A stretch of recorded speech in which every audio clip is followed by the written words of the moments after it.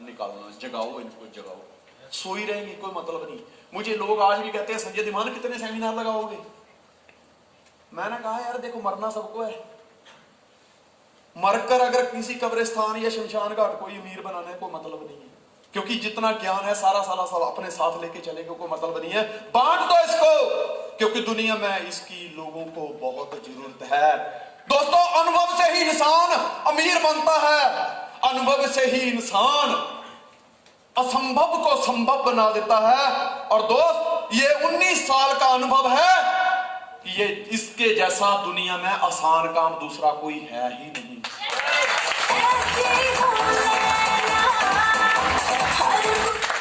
If you think you can, it means you are right. If you think you can't, it means you are right. अगर आप सोचते हैं कि ये मैं करके रहूंगा, ये हो सकता है, तो दोस्त आप सही सोच रहे हैं। लेकिन आपके दिमाग में जब भी ये ख्याल आता है कि ये मैं नहीं कर सकता, तो भी आप सही सोच रही हैं। दोस्त मैदान में उतरने से पहले अगर आप सोचते हैं मैं हार गया, तो आप हार चुके हैं। एग्जाम देने से पहले आपके मन में ये सवाल आता है कहीं फेल हो गया, तो आप फेल हो चुके हैं। क्योंकि जिंदगी की लड़ाइयां सिर्फ और तेज और तर्राट लोग नहीं जीते, बल्कि आज नहीं तो कल जीत उसी की होती है जिसको विश्वास होता है कि मैं जीतूंगा।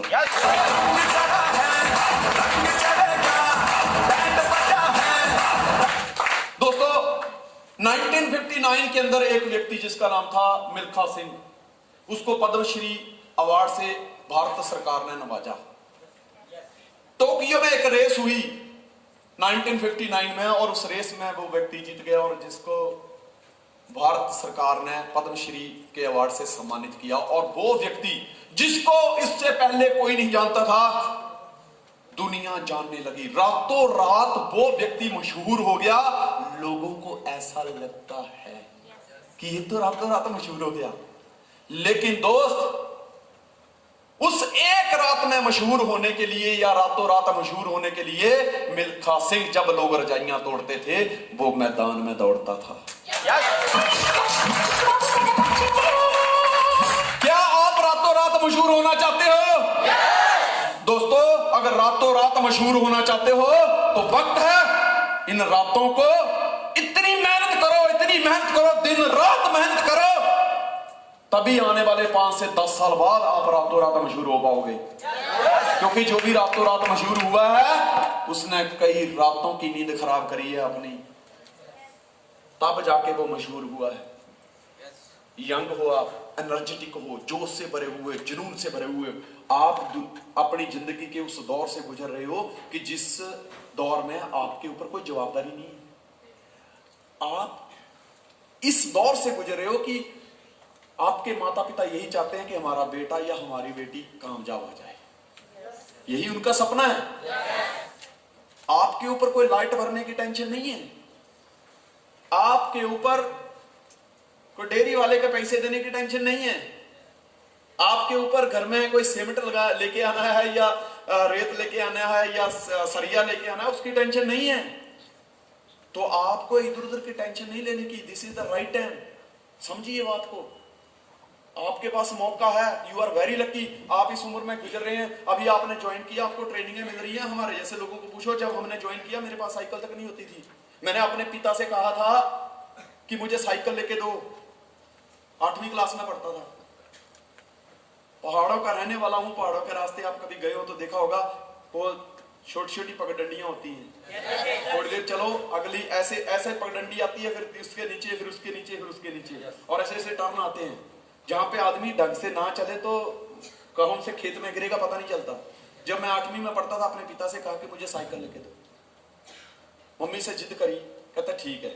एक साइकिल वाले के पास गए हम लोग, ऐसे बैठ गए, इधर साइकिल वाले भाई बैठ गए, इधर मेरे पिताजी, और इधर मैं बैठ गया। मैं दोनों को देख रहा हूं, कभी साइकिल वाले को, कभी अपने पापा को, कभी साइकिल वाले, कभी पापा को। तो बातचीत चली, पहले वेलकम हुआ चाय के साथ, चाय वाय पिलाई, फिर गांव वाले तो बीड़ियां फूकते, बीड़ियां लगाई। अच्छा और बता अच्छा साइकिल बेचनी है? हाँ बेचनी है। कितने पैसे? बोला 200 रुपया। पिताजी कहते यार 180 रुपया दूंगा। अब मेरे तो भाई साहब कान भी कुछ और सुनना पसंद नहीं कर रहे और आंखें भी उधर देख रही हैं कि कहीं इशारों में बात तो नहीं है। मैं कभी पापा को देख रहा हूँ, कभी उसको देख रहा हूँ, कभी पापा को देख रहा हूँ, कभी उसको देख रहा हूँ। वो कहते नहीं भाई जी मैं 200 से नीचे नहीं दूंगा। पापा कहते नहीं मैं 180 से 1 रुपया ऊपर नहीं दूंगा। मैं मन ही मन सोच रहा हूँ ये ईश्वर थोड़ी सी सद्बुद्धि दे दे इनको। अंकल तू 20 रुपया कम कर दे यार, चलो मेरा बाप गरीब है बेचारा, उसके पास पैसे नहीं, तू 20 रुपया कम कर दे ना। अभी मैं मन ही मन दिल से प्रार्थना कर, प्रार्थना क्या होती तब पता चलता है।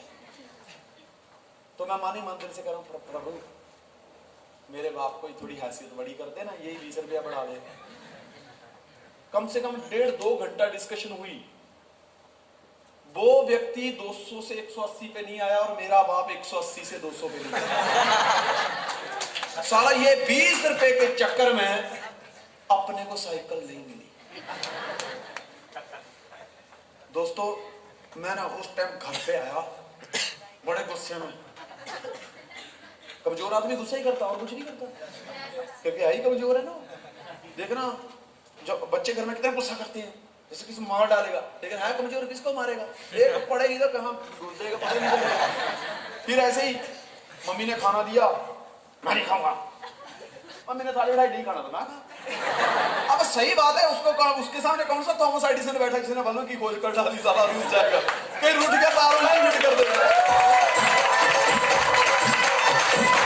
कहीं रूठ गया तो कहीं तार उल्टी फिट कर देगा। ऐसा तो कुछ था ही नहीं क्योंकि हमने तो कुछ किया ही नहीं था।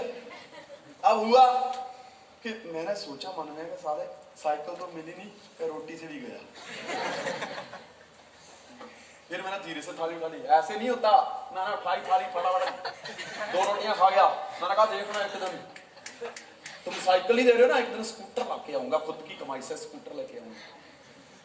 दोस्त वो जो मन में एक ठान लिया ना कि नहीं यार आज चैलेंज लिया ना, आज अगर कमिटमेंट लिया है कि साइकिल नहीं मिली ना स्कूटर लेके आऊंगा, ये चैलेंज लेने वाला एटीट्यूड, ये कमिटमेंट लेने वाला एटीट्यूड, ये 14 साल की उम्र में है। आज भगवान से कहता हूं थैंक्स। अगर मेरे बाप की हैसियत बनाई होती और मुझे साइकिल मिल गई होती तो आज मेरे पास 50 लाख की मर्सिडीज नहीं होती।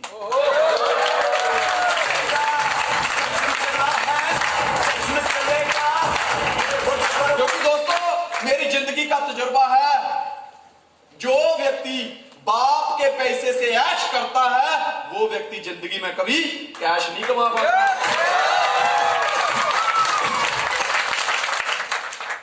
अल्लाह मेरे बाप की हैसियत नहीं थी कि मुझे साइकिल दिलाए, लेकिन आज उसका आशीर्वाद है कि उसका बेटा उसको मर्सिडीज में घुमाता है। हो सकता है आज आपकी कैपेसिटी ना हो, लेकिन मकसद क्या है? कैपेबल बनना। इतने सक्षम बन जाओ कि बाजार में जाओ, पैंट तंग हो जाए चलेगा, कमीज तंग हो जाए चलेगा, लेकिन साला पैसों की तंगी नहीं आनी चाहिए। इतने सक्षम बन जाओ कि पैसों की तंगी नहीं आनी चाहिए। यस, उसके लिए शो द प्लान सबसे बढ़िया मंत्र है। आगे बात करेंगे next please. Don't take this business as a part time if your destination to be a billionaire. दोस्त मकसद क्या है? क्या लेके आए हो इस सिस्टम में? क्या क्या सोच लेके आए हो कि बस 10,000 रुपया लगा, 10,000 रुपया वापिस आ जाए बहुत हो गया? दोस्त ऐसा हम भी सोचते थे कि यार 10,000 लगा है, 10,000 वापिस हो जाए ना बहुत हो गया। अपने कहती काम करो, कर लेंगे सर, लगा ही क्या है।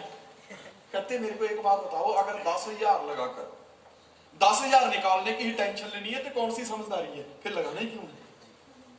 तुम आए क्यों इस सिस्टम में? मैं कहा सर बस बहुत ज्यादा पैसा चाहिए, दुनिया की सैर करनी है, बड़ा बंगला चाहिए, बड़ी गाड़ी चाहिए, नाम रुतबा सब कुछ चाहिए। कहते तो इस बिजनेस में तुम कितने प्लान करते हो? मैंने कहा सर वर्कशॉप पे जितने लोग आ जाते हैं मैं प्लान कर देता हूं। मतलब मैं कहा सर मैं वर्कशॉप भी चला रहा हूं, साथ में ये भी कर रहा हूं। कहते संजय धीमान याद रख, 2 बेड़ियों में सवार व्यक्ति डूबता है, किनारे कभी नहीं पहुंचता। 2 में से फैसला ले, या तो वर्कशॉप को बंद कर दे या तो ड्यू सॉफ्ट में काम करना बंद कर दे। This is totally depend on you. तू सोच तेरे लिए बेहतर क्या है। सोच कि जब तेरी उम्र 50 साल 55 साल 60 साल हो जाएगी, जब तेरा शरीर कमजोर हो जाएगा, तू वर्कशॉप का शटर बंद कर देगा तो क्या